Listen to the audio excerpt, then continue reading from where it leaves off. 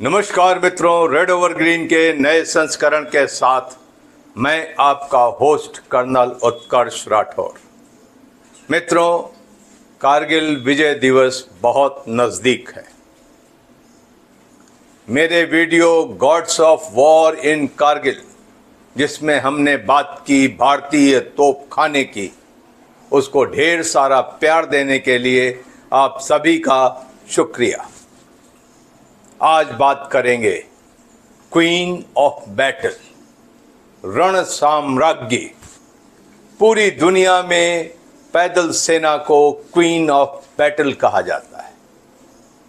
आइए जानते हैं कि कारगिल युद्ध में इन्फेंट्री ने क्या किया, और इस विषय पर बात करने के लिए हमारे साथ हैं ब्रिगेडियर दिनेश कुमार बडोला, युद्ध सेवा मेडल, जो उस वक्त कारगिल में अपनी battalion 2 Naga regiment head hunters को कमांड कर रहे थे।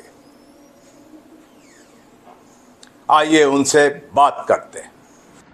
नागा रेजिमेंट इंडियन आर्मी की यंगेस्ट रेजिमेंट है, जो कि 1970 में रेज हुई थी।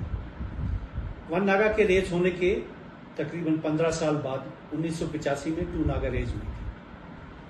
नागा रेजिमेंट की कॉम्पोजिशन जो है वो 50% नागा थी और 50% गढ़वाली, कुमाऊनी, गोरखा, जिन्हें हम अदर हिल ट्राइब्स कहा जाता है, वो थे। एक और बहुत ही महत्वपूर्ण बात थी कि इंडियन आर्मी की सबसे यंगेस्ट रेजिमेंट नागा रेजिमेंट, जिसकी केवल 2 बटालियन थी उस समय, दोनों बटालियन ने ऑप विजय में कारगिल के युद्ध में हिस्सा लिया और दोनों ने बैटल ऑनर्स प्राप्त किए। ये बहुत ही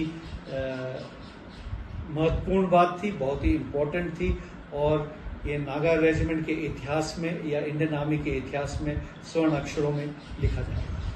हमें तकरीबन 25 जून को हुक्म मिला कि हमें भी द्रास में इंडक्ट करना है, और हम 27 जून को चैनाकोट छोड़ के द्रास में इंडक्शन के लिए चल दिए।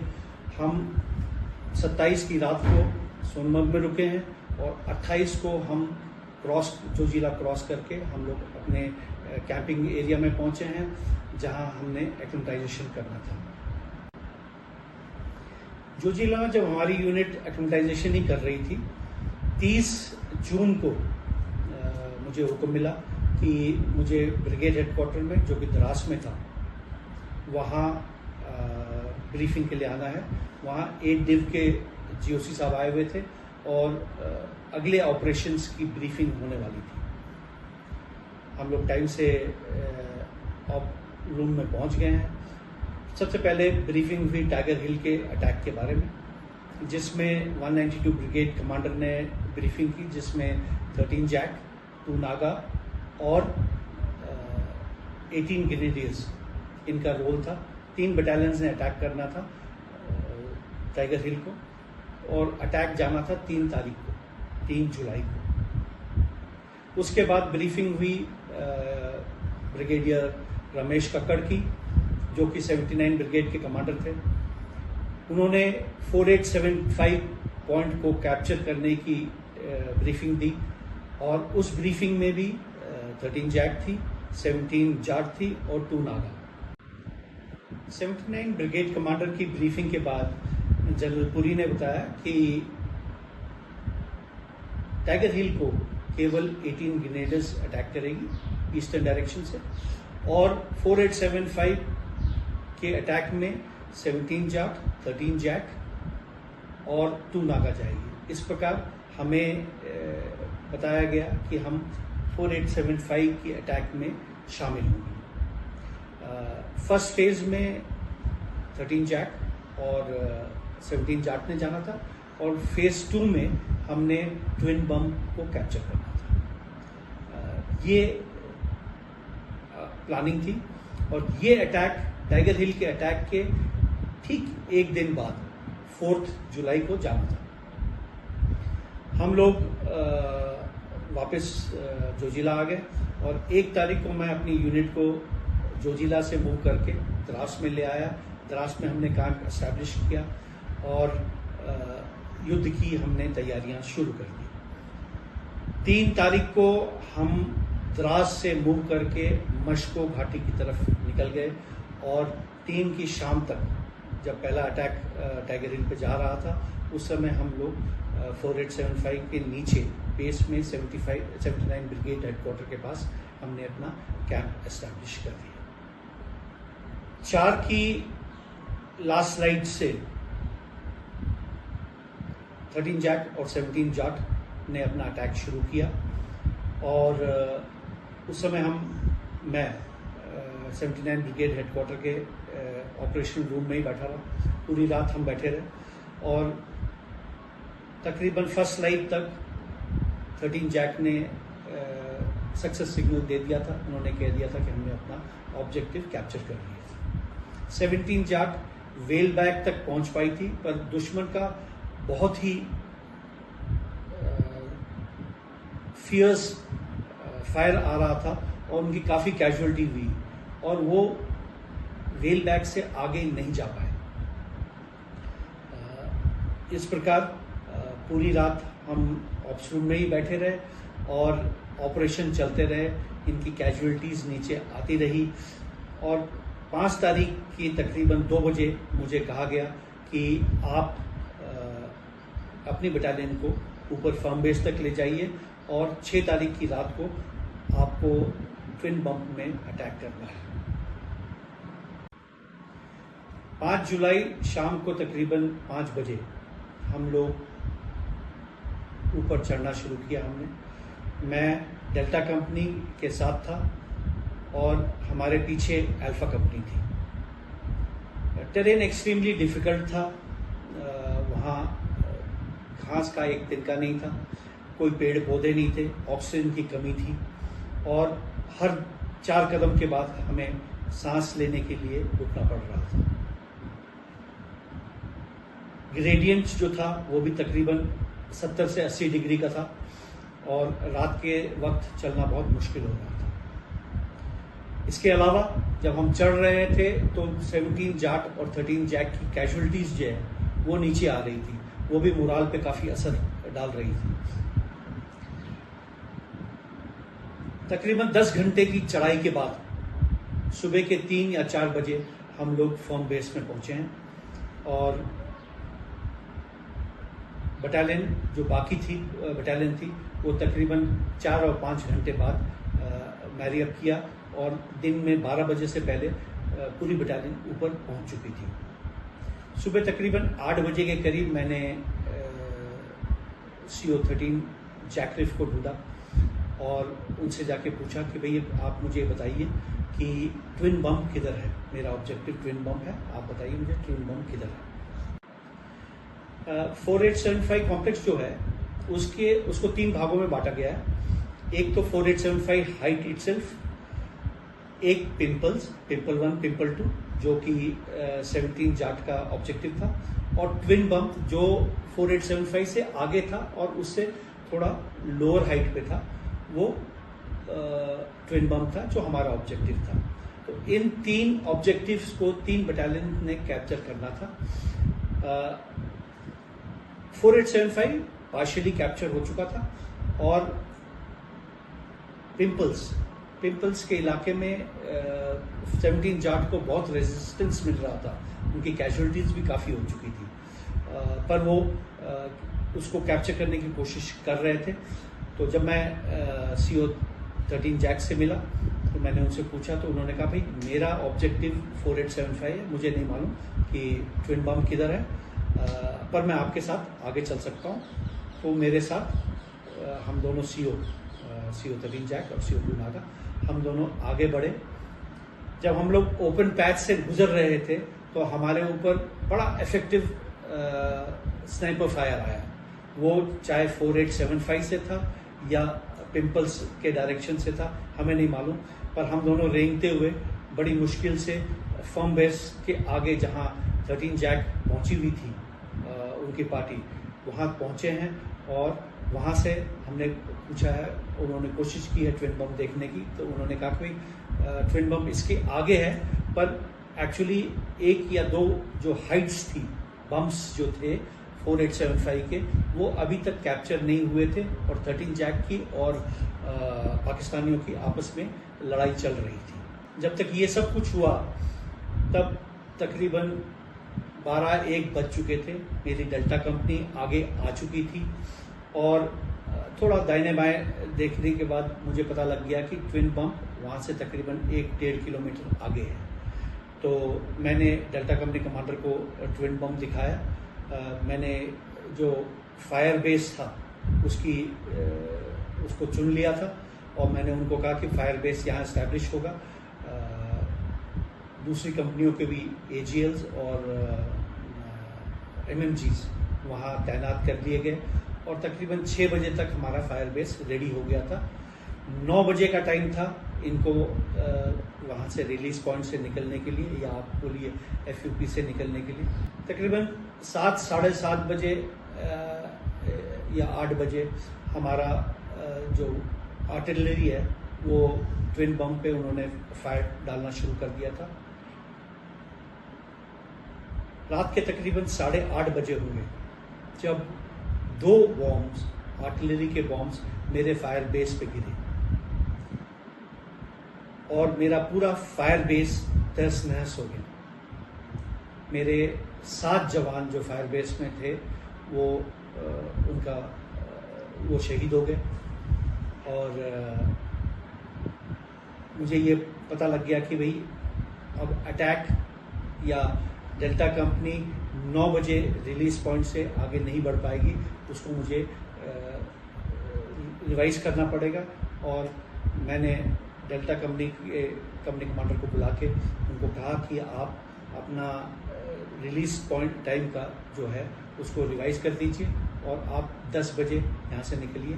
उससे पहले हमने जो शहीद हुए थे उनके वेपन्स वगैरह, उनकी बॉडीज़ वगैरह को इकट्ठा किया और एक जगह पे रखा। ये मोराल के लिए बहुत ही घातक चीज़ थी कि आप लड़ाई में अभी गए नहीं हैं और आपके 7 आदमी आपकी कंपनी के शहीद हो गए हैं, तो लड़कों को मोटिवेट करना भी बहुत ज़रूरी था, जो कि डेल्टा कंपनी कमांडर ने किया। और तकरीबन 10 बजे वो फर्म बेस के आगे रिलीज पॉइंट से ट्विन बम के अटैक के लिए निकल गए। Delta company commander major Bhadauria, उनको इस इलाके में आए हुए 6 दिन से कम हुए थे। उन्होंने पूरा अपना एक्टिवाइजेशन नहीं किया था, पर फिर भी उन्होंने वॉलंटियर किया कि मैं अटैक में जाऊंगा। और उनके प्लेटून कमांडर एक मेजर कैप्टन संदीप थे और दूसरा प्लेटून कमांडर था लेफ्टिनेंट विजय बख्शी, जिनकी मात्र 2 महीने सर्विस थी। ये लोग बड़े कठिन परिस्थितियों में और बड़े कठिन रूट से मूव करते हुए तकरीबन 4-4:30 बजे ट्विन बम के नज़दीक पहुंचे हैं और इन्होंने अपना भोर की फर्स्ट लाइट में इन्होंने अपना ऑब्जेक्टिव देखा और ऑब्जेक्टिव की तरफ ये लोग मूव करने लगे। जैसे ही थोड़ा उजाला हुआ, इनके ऊपर बड़ी भारी तादाद में पाकिस्तानियों का ट्विन बम से और 4875 से, जो कुछ एक बम्स उन्होंने अभी ऑक्यूपाई कर रखे थे, वहाँ से इन पे बड़े इफेक्टिव और स्मॉल आर्म्स का फायर आया और हमारी काफ़ी कैजुअलिटीज हुई। इसके बाद डेल्टा कंपनी के काफ़ी कैजुअलिटीज हुई और एक वक्त ऐसा आया कि जब मेजर संदीप और नायब सूबेदार सूरत, यही 2 थे जो ऑब्जेक्टिव के नज़दीक थे, बाकी को पीछे हटना पड़ा था। और ये पेड़ एक बड़े पत्थर की ओट में बैठे थे और इन्होंने मेजर संदीप ने मुझे रेडियो सेट से कहा कि सर थोड़ी रेनफोर्समेंट भेजिए और अभी आगे जाना बहुत मुश्किल हो रहा है, कैप्चर करने के लिए हमें रेनफोर्समेंट की सख्त ज़रूरत है। मैंने सिचुएशन का एनालिसिस किया और फिर मैंने अल्फा कंपनी को, जो कैप्टन शेरावत के नीचे थी। उस समय वो लेफ्टिनेंट ही थे। लेफ्टिनेंट शेरावत के नीचे थी। उनको कहा कि आप जाके डेल्टा कंपनी को रीइंफोर्स करो। ये तकरीबन 1:30-2 बजे की बात है और अल्फा कंपनी डेल्टा कंपनी को रीइंफोर्समेंट करने के लिए निकल गई और 1.5-2 घंटे में वो हेडक्वार्टर, डेल्टा कंपनी हेडक्वार्टर में मेजर भदौरिया के साथ जाके उन्होंने मिलाप कर दिया और डेल्टा कंपनी रीइंफोर्स्ड हो गई थी। यहाँ मैं आपको बताना चाहता हूँ कि टाइगर हिल 4875 कॉम्प्लेक्स, जिसमें ट्विन बम्प और पिंपल शामिल थे, ये दोनों कॉम्प्लेक्स इंटरकनेक्टेड है। टाइगर हिल से भी विड्रॉ करने का जो रास्ता था वो जंक्शन पॉइंट से होते हुए ट्विन बम्प की तरफ आता था और वहाँ से उन्होंने वेस्टवर्ड्स ढलान में जाके सफ़ेद नाला की तरफ जाके एलसी वापस क्रॉस करनी थी। तो जैसे ही 4875 को 13 जैक ने कैप्चर किया और हमने ट्विन बम को कैप्चर किया और टाइगर हिल से 8 सिख ने और 18 ग्रेनेडर्स ने टाइगर हिल पे कैप्चर किया। ये तीनों जो ऑपरेशन थे वो तकरीबन एक साथ ही ख़त्म हुए हैं, तकरीबन 4 से 5 बजे 7 जुलाई को। 7 जुलाई को शाम के 4 बजे मुझे डेल्टा कंपनी कमांडर से सक्सेस सिग्नल मिला और उन्होंने मुझे रेडियो सेट पे कहा कि हमने ट्विन बम पर फतेह पा ली है। मैं तुरंत ही फ्रॉम बेस से अपने बटालियन हेडक्वार्टर पर्सनल्स को लेके, अपनी पार्टी को लेके मैं ट्विन बम की तरफ मूव कर गया और 1 घंटे के अंदर ही मैं ट्विन बम पहुंच गया था। ट्विन बम में पहुंचने के बाद मैंने लेफ्टिनेंट बख्शी को उनको कहा कि आप एक 10 आदमियों की पेट्रोल लेके जरा एरिया को एक्सप्लॉइट करिए और देखिए कहीं दुश्मन के कोई नफरी बची तो नहीं है जो यहाँ छुपी हो या अभी भी रेसिस्ट कर रही हो। वो अपनी पार्टी को लेके निकले और उन्होंने तकरीबन 1.5-2 घंटे के बाद मुझे ये बताया कि एक मोटर पोजीशन है जो ट्विन बम से वेस्ट में है, तकरीबन 600-700 मीटर दूर, और वहाँ अभी भी पाकिस्तानी पर्सनल्स हैं और उनकी मोटरें अभी भी फायर कर रही हैं। मोटर पोजीशन के बारे में जानकारी मिलने के बाद मैंने लेफ्टिनेंट शेरावत को बुलाया और उनको कहा कि अल्फा कंपनी की एक प्लाटून ले जाइए और इस मोटर पोजीशन पे रेड करिए और इसको पूरी तरह से उसको न्यूट्रलाइज कर दीजिए। वो एक प्लाटून को लेके निकले और लास्ट स्लाइड से थोड़ा पहले उन्होंने उस पर रेड किया, जिसमें इमली खुम आउ ने 2 सेंट्रीज को न्यूट्रलाइज किया अपनी दाह से और इस प्रकार उन्होंने बड़े जोखिम का काम किया और ये प्लाटून जो है घातक प्लाटून थी, इन्होंने पूरी मोटर पोजीशन पे कब्जा किया, जहाँ से हमें 3 120 mm मोटर्स मिले और 2 81 मिलीमीटर मोटर मिले। वहाँ एक ऑफिसर का इग्लू भी था जिसमें मोटर के नोट्स थे, उनको वहाँ मैप था, वहाँ बाकी साजो सामान भी था जो हमने अपने कब्जे में लिया। इस प्रकार तकरीबन 24 घंटे की लड़ाई में टूनागा ने 15 जवानों को टूनागा के 15 जवान शहीद हुए हैं और 18 जवान जख्मी हुए हैं। हमारी यूनिट को इस बहादुरी के कार्य के लिए एक महावीर चक्र मिला है, एक VRC मिला है, एक YSM मिला और 4 सेना मेडल मिले, 8 मेंशन इन डिस्पैचेस थे। इसके अलावा 6 chief of army staffs commendation card भी मिले।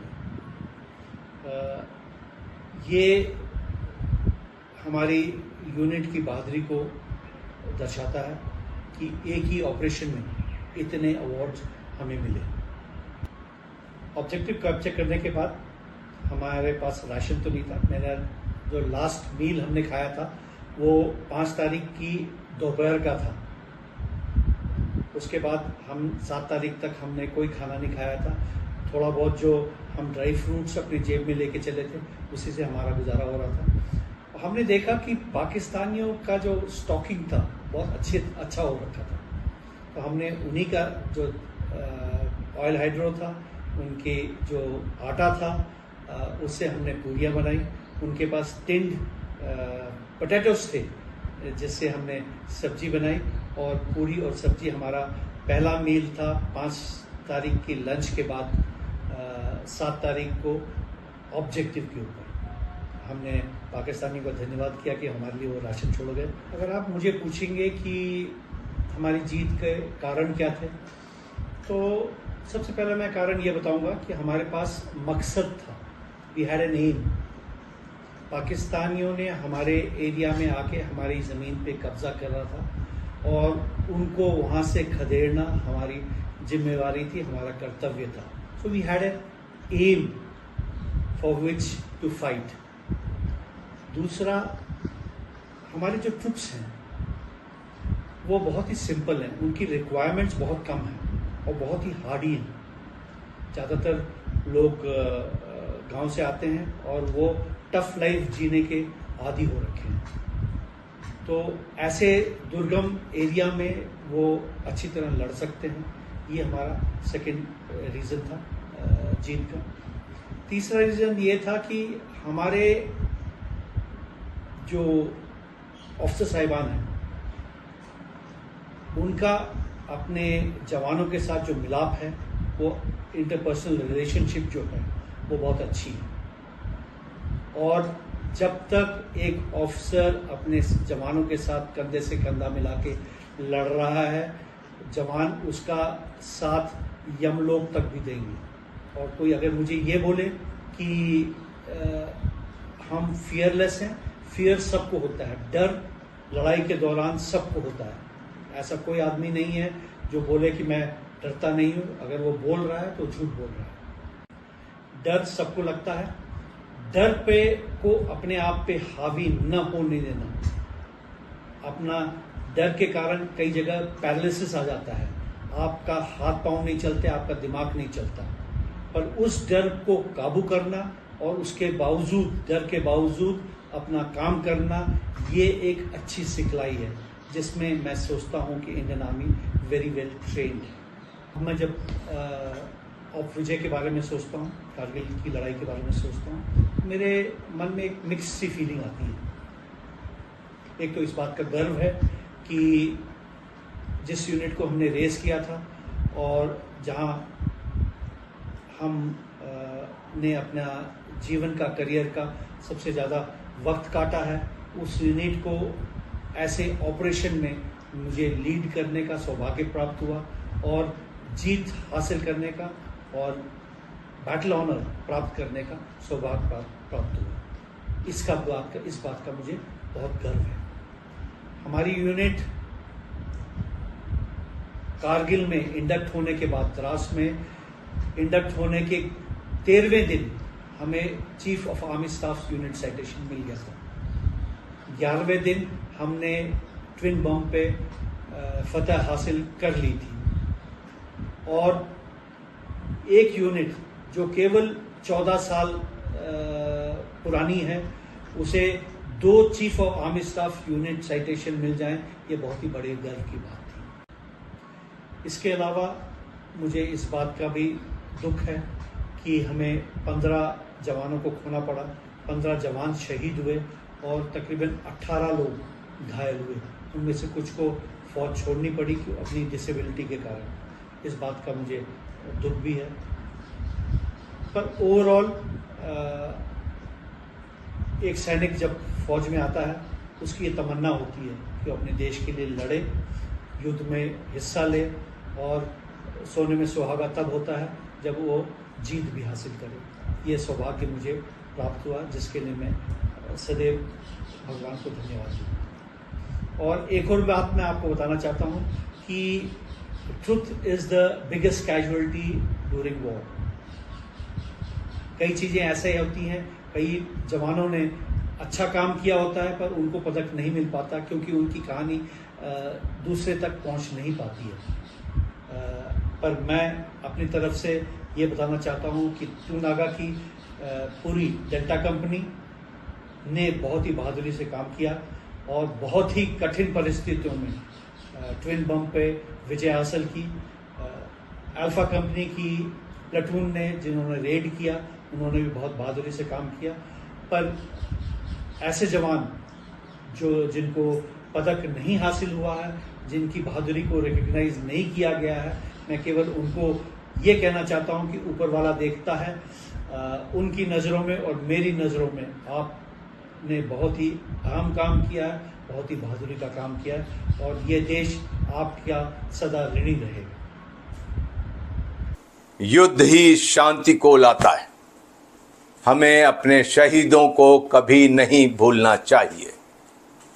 मुझे कोहिमा वॉर मेमोरियल में लिखी ये पंक्ति याद आती है, When you go home, tell them of us and say, for your tomorrow we gave a today. जय हिंद।